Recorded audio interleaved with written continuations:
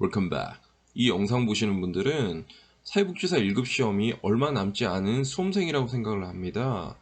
제가 시험을 치른 지 일주일도 되지 않았기 때문에 지금 기억이 굉장히 생생할 때 빠짐없이 챙겨야 할 준비물들, 그리고 시험장에서 시험 당일날 절대 하지 말아야 할 것 두 가지에 대해서 설명을 드릴까 합니다. 먼저 시험 준비를 위해서 반드시 챙겨야 할 준비물 22가지를 말씀을 드리겠습니다. 첫 번째, 가장 중요한 것이 수험표가 되겠죠. 수험표가 없으면 시험을 칠 수가 없고요. 수험표를 출력하게 되면 우측 사진 밑에 직인 같은 것이 찍혀 있습니다. 동그랗게 찍혀 있는데 그것이 찍혀 있어야 정상적인 수험표고요. 마찬가지로 왼쪽 부분에 보면 수험 번호가 있어요. 그래서 이 수험 번호는 여러분들 사회복지사 1급 시험 치는 1교시, 2교시, 3교시 매 시간마다 수험 번호를 OMR 카드에 먼저 작성하게 되어 있습니다. 그래서 꼭 챙겨야 할 준비물 22가지 중에 가장 첫 번째 수험표가 되겠죠. 자, 그 다음 두 번째 신분증이 되겠는데요. 신분증 같은 경우는 운전면허증 가능하고요. 주민등록증 가능합니다. 또 여기서 특이한 것이 모신, 모바일 신분증도 가능하다는 것이죠. 실제 제가 시험을 치르는 그 교실에서는 모바일 신분증을 가지고 오신 분들이 없었는데, 모바일 신분증을 가지고 오시는 분들은 먼저 모바일 신분증으로 여러분들의 신분 확인을 한 다음에 휴대폰을 오프해서 시험을 치르는 과정을 가지게 됩니다. 그래서 모바일 신분증도 가능하다는 걸 말씀을 드리고요. 여기서 좀 더 덧붙이자면 모바일 신분증이 가능하더라도 그 스마트폰 기계는 언제라도 에러가 날 수가 있기 때문에 어떤 통신 장애를 대비해서라도 모바일 신분증이 있더라도 아날로그식 일반적인 운전면허증이나 주민등록증을 챙겨가기를 권해드립니다. 자, 그럼 다음에 준비물 세 번째, 컴퓨터 사인펜 당연히 있어야 되겠죠. 그래서 하나만 준비해 가지 마시고 예비로 하나를 더 준비를 해서 책상 위에 놓고 실제로 시험 문제를 푸는 마킹하는 그런 책상 위에 두는 컴퓨터 사인펜이 있는 반면 안주머니에 하나 더 넣어가지고 분실을 대비하고 사인펜이 잘 나오지 않을 때 교체해서 사용할 수 있도록 예비로 하나 더 가져가시기 바랍니다. 그리고 컴퓨터 사인펜으로 작성을 했는데 실수했을 경우에 수정할 수 있는 수정 테이프가 가능하겠죠. 자, 그 다음에 당연히 마스크가 없으면 출입 자체를 할 수가 없습니다. 현재는 마스크를 착용을 한 상태에서만 출입이 가능한데, 마스크는 어떤 거를 준비해 가야 되냐면 귀가 편한 것이 중요하고요. 우리 시험 굉장히 장시간이죠.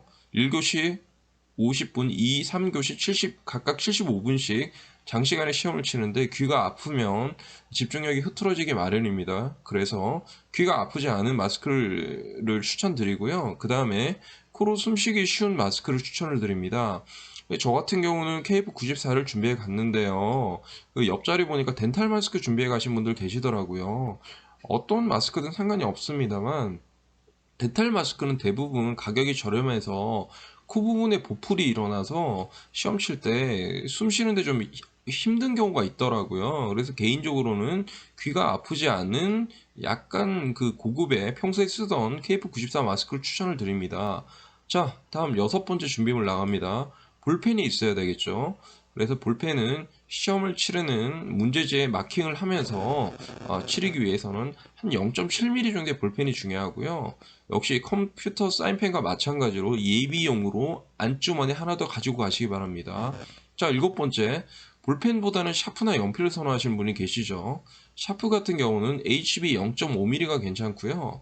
연필 같은 경우는 뭐 개인적으로 선호를 하지 않습니다. 왜 그러냐면 연필 부분 때문에 필통이 더러워지는데, 요즘 다이소에 가면은 이제 그 연필 캡이라고 있더라고요. 1,000원에 10개 정도가 판매를 하던데 그걸 구입해서 씌우는 방법이 있고요. 그 다음에 연필을 가져가면 연필 깎기가 좀 또 필요하게 되겠죠.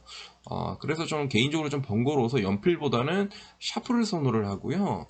그 다음 샤프보다는 역시 시험장에서는 샤프도 눈에 띄지 않기 때문에 볼펜을 선호합니다. 그리고 샤프나 연필을 가져가시는 분들은 혹시나 지우개를 가져가시는 분들이 있을 텐데, 지우개 가져가실 경우에는 이제 노크시 지우개는 지울 수 있는 부분이 이 면적이 작기 때문에 그게 추천드리지 않고요. 이 일반적인 지우개를 가져가시면 될 것 같고요. 개인적으로는 뭐 지우개가 필요하다고 생각하지 않습니다. 시험 치르는 도중에 지우개를 지울 시간이 있나요? 그래서 뭐 지우개는 뭐 있어도 되고 없어도 되고 해서 필수적인 건 아니라고 생각을 합니다. 자, 그 다음 준비물 아홉 번째, 이 모든 것들을 담을 필통이 필요한데 지나치게 큰 것보다는 좀 적당한 사이즈의 필통이 부피면에서 굉장히 유리하다고 생각을 하고요. 자, 열 번째, 지갑입니다. 지갑은 우리가 반드시 챙겨가야 될 신분증 보관을 하기 위해서 지갑이 필요하게 되겠죠. 자, 그 다음 제가 강조하고 싶은 것이 11번째 손목시계입니다. 시험장 안에서는 큰 그 시계를 앞에 배치를 해두곤 하지만 잘 안 보이는 경우가 굉장히 많아요. 실제 저 같은 경우도 시험장 그 왼쪽 창가 자리에 배정을 받았는데 정면에 크게 부착된 시계가 전혀 보이지 않더라고요.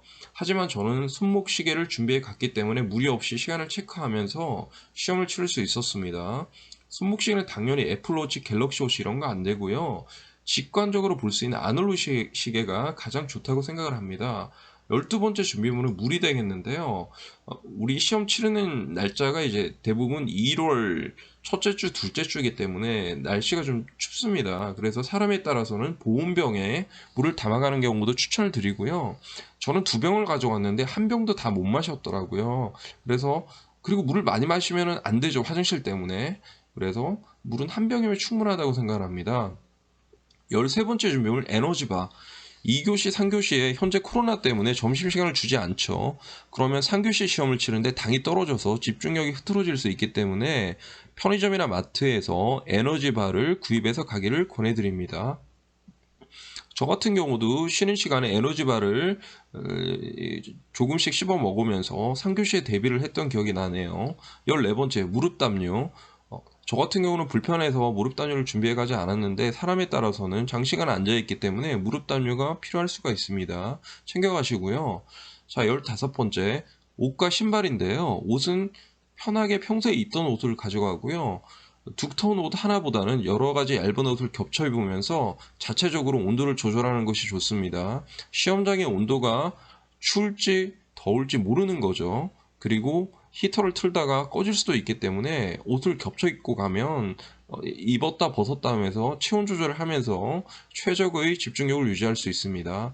그 다음 신발은요, 비가 새지 않는 편한 신발을 신고 가세요.